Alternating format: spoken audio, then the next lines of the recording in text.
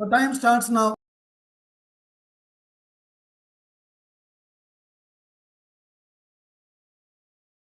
नाम है इनन स्नोरिया। मैं केपीवी विश्वनाथन गवर्नमेंट मेडिकल कॉलेज तिरसी से अपनी सेकेंड ईयर एमबीबीएस करती हूँ। मेरा टॉपिक है cancer immunotherapy dendritic cell based vaccine. इस टॉपिक के नीचे मैं कुछ बातों को मिलाना चाहती हूँ कि डेंड्रेटिक सेल क्या होती है और डेंड्रेटिक सेल वैक्सीन बनाने की तरीका क्या होती है और सिंपल सेल टी वैक्सीन क्या होती है और उसकी सीमाएं और फायदाएं, यानी उसकी pros and cons, and world health organization की दृष्टिकोण में ये वैक्सीन कैसे माना जाता है और मेरे रेफरेंस को पहचान करते हैं।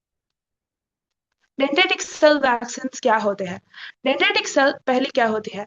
ये शरीर के शक्तिशाली एंटीजन प्रेजेंटिंग सेल्स है। ये किसी भी विदेशी पदार्थ को पकड़ कर उसको पोषेश करते हैं और टी सेल्स को एक्टिवेट करते हैं।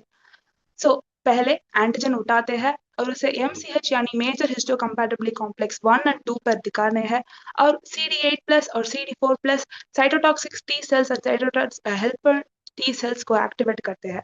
कैंसर सेल्स को वैसे वे नष्ट करते हैं। डेंड्रेटिक सेल वैक्सीन का विचार क्या होते हैं? कैंसर शरीर से बचाने के लिए अपनी इम्यूनिटी को कमजोर करता है। DCRE डेंड्रेटिक सेल वैक्सीन में मर्ज अपने डेंड्रेटिक सेल को निकालकर उनमें कैंसर का एंटीजन डालकर वापस शरीर में दिया जाता है ताकि इम्यून सिस्टम कैंसर को पहचान कर उसे मार सकते हैं। यह एक व्यक्तिगत यानी पर्सनलाइज्ड वैक्सीन है। डेंड्रेटिक सेल वैक्सीन बनाने की तरीका यह होते हैं।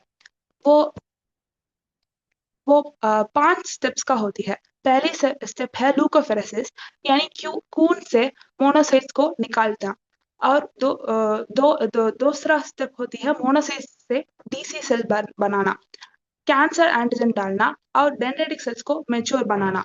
वो कैंसर सेल्स एंटीजन डालने वाली डेंड्रेटिक सेल्स को शरीर में वापस देना। ये 5 स्टेप होते हैं। और ये डेंड्रेटिक सेल शरीर में क्या करते हैं? The injected mature dendritic cell lymph node तक जाते हैं। ट्यूमर एंटीजन को MCH यानी मेजर हिस्टोकम्पैटिबिलिटी कॉम्प्लेक्स 1 वो साइटोटॉक्सिक टी सेल्स को एक्टिवेट करते हैं और मेजर हिस्टोकम्पैटिबिलिटी कॉम्प्लेक्स 2 वो हेल्पर टी सेल्स को एक्टिवेट करते हैं। These activated T cells tumour पर जानकर उन्हें नष्ट करते हैं।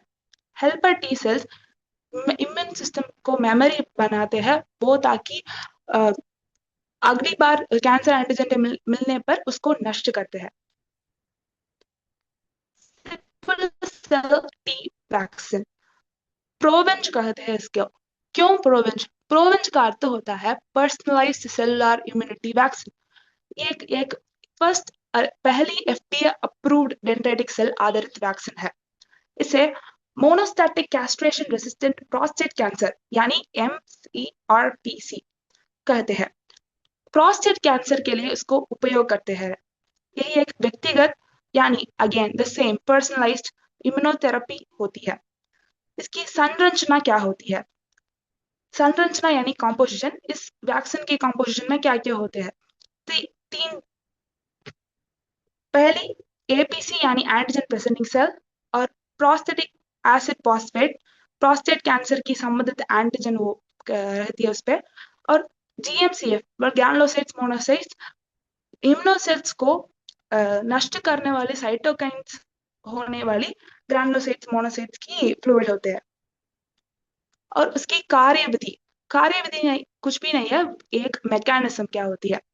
रोगी के रक्त से APC again the antigen presenting sales को ल्यूकोफोरेसिस द्वारा निकालना जाते हैं और उससे पैप और GMC की एक सक्रिया को एक के साथ सक्रिय किया जाता है और उस पे रोगी के शरीर में इंजेक्ट किया जाता है। वो अगेन टी सेल्स को एक्टिवेट करके उसको ऐसा कैंसर एंटीजन को नष्ट करते हैं।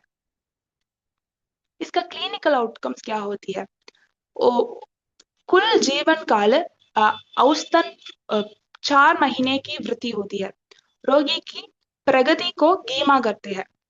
कीमोथेरेपी की तुलना में कम दुर्भाव है। साइड इफेक्ट्स क्या होती है? हल्का बुखार कुछ भी नहीं है। फ्रीक्वेंट और रिकरेंट फीवर्स, टंग लगना, चिल्स, थकन टायर्डनेस एंड सिर दर्द हेडेक। मैक्सिमम ये वाली दुर्भाव टेम्पररी होती है, और उसका कॉन्स एंड प्रोस क्या होती है, उसकी सीमाएं क्या है। ये उच्च लागत है, विच मीन्स ये पैसा करने, पैसा बड़ी लेने वाली है। जटिल प्रयोगशाला प्रक्रिया है, विच मीन्स इट टेक्स ये कॉम्प्लेक्स लेबोरेटरी को चाहती है। सभी रोगियों में समान प्रभाव नहीं है, बड़े पैमानों पर उत्पादन चूर्णपूर्व है, ये मास प्रोडक्शन चाहिए उसके लिए। और उसके लाभ क्या होती है, ये लक्षित थेरेपी है, टारगेटेड थेरेपी है, लो टॉक्सिसिटी वाली थेरेपी है, और व्यक्तिगत उपचार होती है। वर्ल्ड हेल्थ ऑर्गेनाइजेशन इससे क्या दिखाते हैं। Dendritic vaccine world health organization का वैज्ञानिक दृष्टिकोण है। डीसी वैक्सीन को WHO एक उन्नत और एडवांस बायोलॉजिकल थेरेपी, जीव आधारित बायोलॉजिकल थेरेपी मानते हैं। एक रोही विशिष्ट और पर्सनलाइज्ड होती है, प्रतिरक्षा प्रणाली को लक्षित रूप से सक्रिय करती है। वर्ल्ड हेल्थ ऑर्गेनाइजेशन इसे एविडेंस बेस्ड रिसर्च फ्रेमवर्क से अंतर्गत देखते हैं। और मैं इससे मेरी रेफरेंस हुआ था। और thank you for the time. धन्यवाद।